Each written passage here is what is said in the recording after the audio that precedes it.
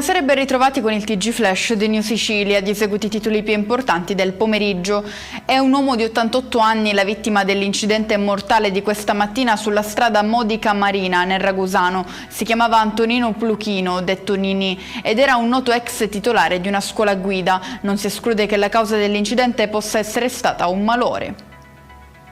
Ci spostiamo nella caserma dei Carabinieri della Compagnia 10 Reale in provincia di Catania, dove erano in corso alcuni lavori di rimozione di un impianto di carburante ormai dismesso. Durante le operazioni una fiammata ha investito 2 operai portati in ospedale con ustioni gravi.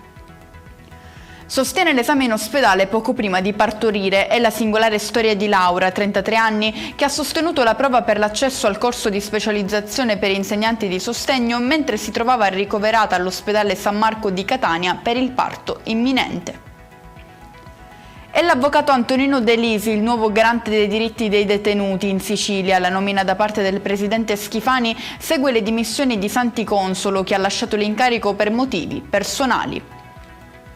Momenti di tensione nella riserva naturale di Capogallo a Palermo, dove un turista romano, vedendosi inseguito da 2 uomini, ha chiamato il 112 convinto che lo volessero aggredire. Solo dopo essere giunti sul posto i militari hanno appreso che i presunti malintenzionati erano i custodi della riserva e stavano tentando di bloccare l'uomo perché non aveva pagato il ticket d'ingresso. E con questo è tutto, prossimo appuntamento domani alle 13:30. Grazie per averci seguito, buona serata.